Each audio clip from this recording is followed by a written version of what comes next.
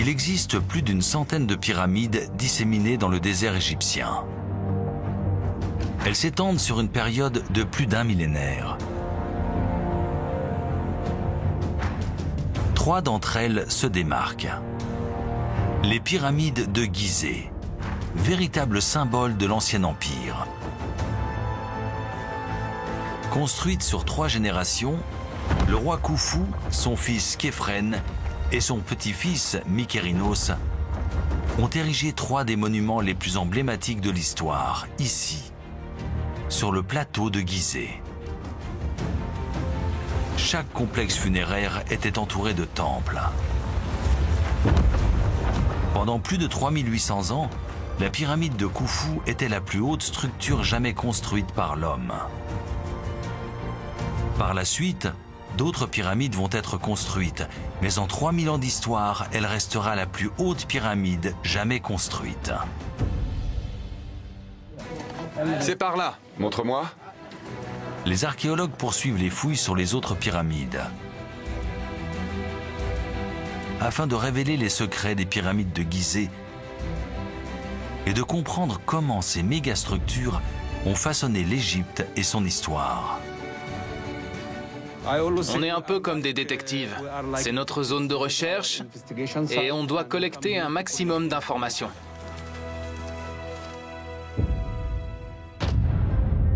À 11 km au sud de Gizeh, à Abou Sir, on distingue 14 pyramides dans le désert. Parmi elles se trouve la pyramide du pharaon Saouré. Ce site archéologique est étudié par l'archéologue égyptien Mohamed Ismaël Khaled. J'ai grandi dans la Moyenne-Égypte. Cette région regorge de sites de fouilles et de monuments historiques. C'est ce qui m'a poussé à devenir archéologue. La pyramide de Saouré a été construite à peine 30 ans après celle de Gizeh, et pourtant elle est très différente. La pyramide de Saouré mesurait 45 mètres de haut. Elle était 3 fois plus petite que la grande pyramide. Elle était également entourée de temples. Dans les saisons précédentes, les fouilles réalisées par Mohamed et d'autres archéologues Lâche-le. ont permis de découvrir 90 mètres carrés de fresques qui décrivent la vie et les exploits de Saouré. Quand on retire la poussière, on peut voir que c'était un travail minutieux. On se rend compte à quel point les artisans de l'époque avaient le souci du détail.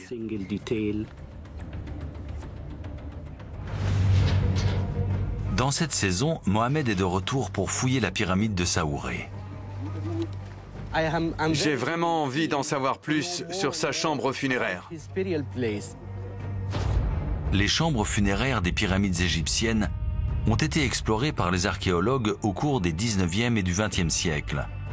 Mais Mohamed pense qu'il en reste une, celle de Saouré. Lors de son exploration il y a plus de 100 ans, les archéologues ont découvert que le cœur de la pyramide s'était effondré et était devenu inaccessible. Ils n'ont pu mettre au jour qu'une seule salle qu'ils ont identifiée comme la chambre funéraire. Mais ni le sarcophage, ni la momie de Saouré n'ont été retrouvés. Mohamed a découvert une deuxième salle, cachée sous un tas de débris, derrière la première. Cette pièce doit faire près de 8 mètres de haut et se trouve à l'ouest de la pyramide. Ça ressemble à une chambre funéraire. Il pense qu'il s'agit du véritable tombeau de Saouré. Je rêve de découvrir sa chambre funéraire jamais explorée, de la fouiller dans ses moindres détails et de retrouver son sarcophage. D'après Mohamed, la pyramide abritait un couloir menant à une série de salles. Selon lui, la pièce que les premiers archéologues ont identifiée comme étant la chambre funéraire du pharaon ne serait en réalité que l'antichambre. Il est convaincu que cette deuxième pièce pourrait bien contenir le sarcophage du pharaon. Si Mohamed a vu juste et qu'il s'agit de la chambre funéraire de Saouré, ce serait une découverte majeure qui pourrait même apporter des pistes de réponse sur le déclin des pyramides après Gizeh.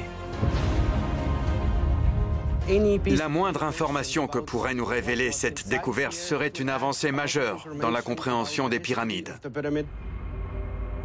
La tâche ne sera pas facile.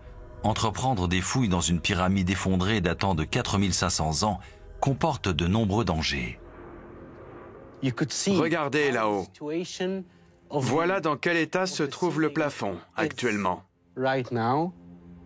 Le plafond était maintenu par 3 poutres de 10 tonnes qui sont aujourd'hui effondrées.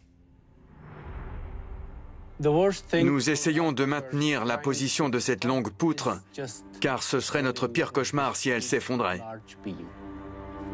Quand la structure s'est effondrée, plusieurs poutres se sont écroulées. Mais certaines sont restées en place, maintenues par les débris. Elles sont énormes. Certaines sont complètement détruites et d'autres présentent des fêlures. Le moindre mouvement dans cette zone pourrait aggraver les dommages existants. Cela provoquerait un nouvel effondrement et on ne sait pas ce qu'il en resterait.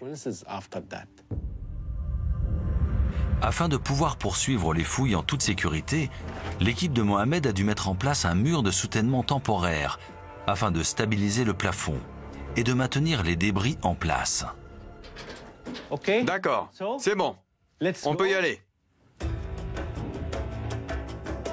Ils progressent avec précaution. Les ouvriers percent le mur de soutènement pour retirer les gravats de l'autre côté. Je sens mon cœur battre la chamade dans ma poitrine. J'attends ce moment depuis si longtemps.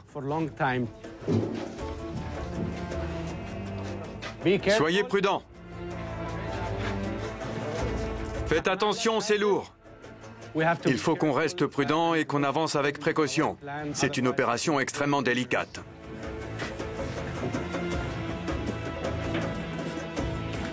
Après 3 heures de fouilles méticuleuses, l'équipe fait une première découverte dans les décombres. C'est un morceau d'os.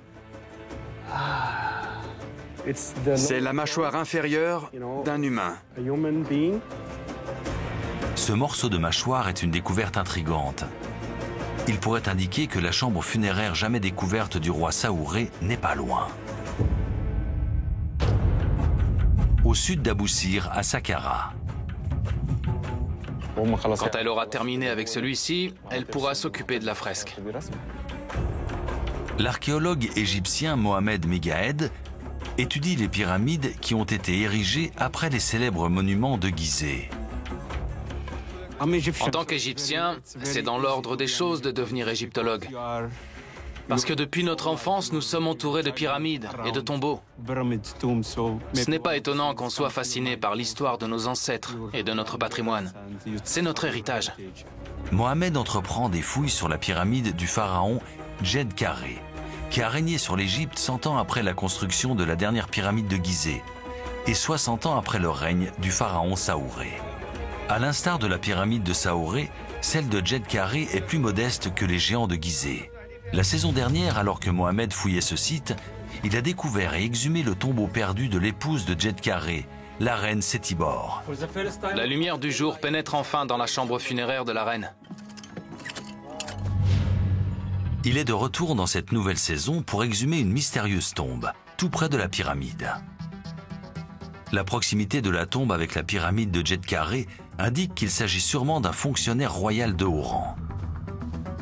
Elle pourrait également apporter des éléments de réponse concernant la différence de taille avec ses consoeurs de Gizeh. Ces sépultures nous permettent d'en apprendre davantage sur le règne du pharaon et sur la société de l'époque. Le tombeau a une forme rectangulaire. La structure faite de pierre est un mastaba. L'équipe commence par creuser sur les côtés afin de repérer une entrée. Il y a quelque chose? Venez voir. C'est quoi? Regardez. Incroyable. Il repère rapidement quelque chose dans le sable. C'est une sépulture plus récente. Le corps du défunt est inhumé dans 2 amphores. Les amphores sont de grands pots en céramique aux formes reconnaissables. Grâce à ce détail, Mohamed a pu dater la sépulture à 500 ans avant Jésus-Christ, soit 2000 ans après la construction du mastaba. Et elle n'est pas toute seule. L'équipe a mis au jour plusieurs petites tombes autour de la grande structure. Il apparaît évident que la population souhaitait être enterrée près du mastaba, Cela prouve que son propriétaire était une personne de haut rang. À cette époque, il était courant de se faire enterrer près de personnes de haut rang ou avec un statut social important. C'était assez commun.